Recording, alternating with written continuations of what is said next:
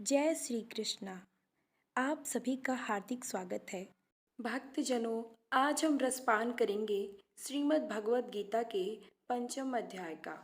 अर्जुन बोले, हे कृष्ण, आप कर्मों के संन्यास की और फिर कर्मयोग की प्रशंसा करते हैं, इसलिए इन दोनों में से जो एक मेरे लिए भली भांति निश्चित है, कल्याणकारक साधन हो, उसको कहिए। श्री भगवान बोले, कर्म संन्यास और कर्मयोग ये दोनों ही परम कल्याण करने वाले हैं, परंतु इन दोनों में कर्म संन्यास में कर्मयोग साधन में सुगम होने से श्रेष्ठ है। हे अर्जुन, जो पुरुष न किसी से द्वेष करता है और न किसी की आकांक्षा करता है, वह कर्मयोगी सदा सन्यासी ही समझने योग्य है, क्योंकि राग देशासी द्वंद्वों से रहित पुरुष सुखपूर्वक संसार बंधन से मुक्त हो जाता है।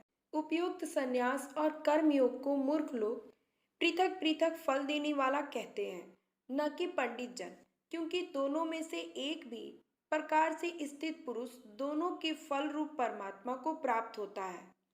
ज्ञान योगियों द्वारा जो परम धाम प्राप्त किया जाता है, कर्म योगियों द्वारा वही प्राप्त किया जाता है। इसलिए जो पुरुष ज्ञान योग और कर्म योग को फल रूप में एक देखता है, वही यथार्थ देखता है।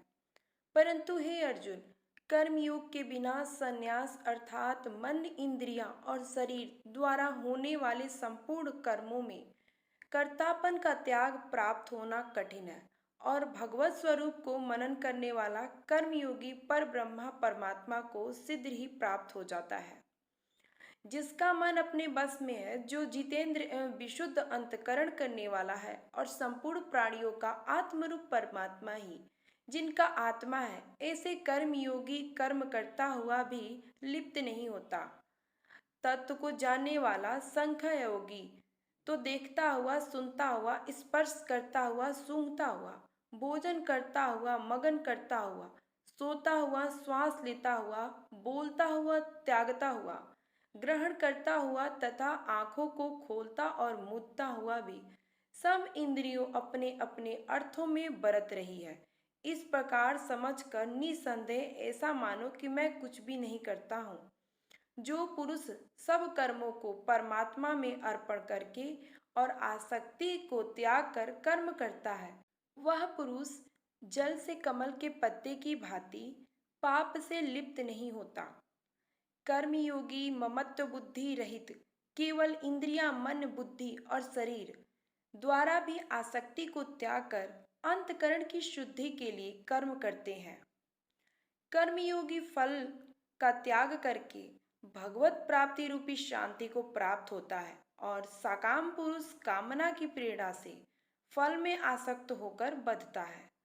अंतकरण जिसके वश में है, ऐसा सांख्य योग का आचरण करने वाला पुरुष न करता हुआ और न करवाता हुआ ही 9 द्वारों वाले शरीर रूप घर में सब कर्मों को मन में त्याग कर आनंद पूर्वक सच्चिदानंदन परमात्मा के स्वरूप में स्थित रहता है। परमेश्वर मनुष्यों के न तो कर्तापन की, न कर्मों की और न कर्म फल के संयोग की रचना करते हैं, किंतु स्वभाव ही बरत रहा है।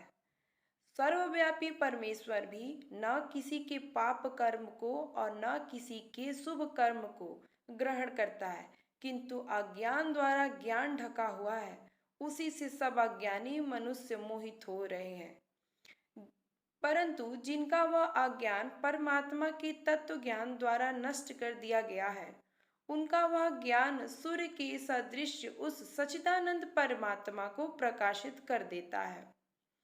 जिनका मन त्रदुप हो रहा है, जिनकी बुद्धि त्रदुप हो रही है, और सच्चिदानंद परमात्मा में ही जिनका निरंतर एक ही भाव से स्थित है, ऐसे तत्वपरायण पुरुष ज्ञान द्वारा पाप रहित होकर अपुनरावृत्ति को अर्थात परम गति को प्राप्त होते हैं। हे ज्ञानी जन, विद्या और विनय युक्त ब्राह्मण में तथा गौ, हाथी, कुत्ते और चंडाल में भी समदर्शी ही होते हैं। जिनका मन समभाव में स्थित है, उनके द्वारा इस जीवित अवस्था में ही संपूर्ण संसार जीत लिया है, क्योंकि सच्चिदानंदन परमात्मा निर्दोष और सम है। उनमें वे सच्चिदानंद परमात्मा में ही स्थित है। जो पुरुष प्रिय को प्राप्त होकर हर्षित नहीं हो और अप्रिय को प्राप्त होकर उद्विग्न न हो। वह स्थिर बुद्धि, संशय रहित ब्रह्मोत्त पुरुष सच्चिदानंद परम ब्रह्म परमात्मा में एक ही भाव से नित्य स्थित है। बाहर के विषयों में आसक्ति रहित अंतकरण करने वाला साधक आत्मा में स्थित जो ध्यान जनित सात्विक आनंद है उसको प्राप्त होता है। तदंतर वह सच्चिदानंद परम ब्रह्म परमात्मा के ध्यान रूप योग में अभिन्न भाव से स्थित पुरुष अक्षय आनंद का अनुभव करता है। जो ये इंद्रिय तथा विषयों के संयोग से उत्पन्न होने वाले सब भोग हैं, यद्यपि विषयी पुरुष को सुख रूप भासते हैं तो दुख के ही होते हैं और आदि अंत वाले अर्थात अनित्य हैं। इसलिए हे अर्जुन, बुद्धिमान विवेकी पुरुष इनमें नहीं रमता। जो साधन इस मनुष्य शरीर में शरीर का नाश होने से पहले पहले ही काम क्रोध से उत्पन्न होने वाले वेग को सहन करने में समर्थ हो जाता है, वही पुरुष योगी है और वही सुखी है।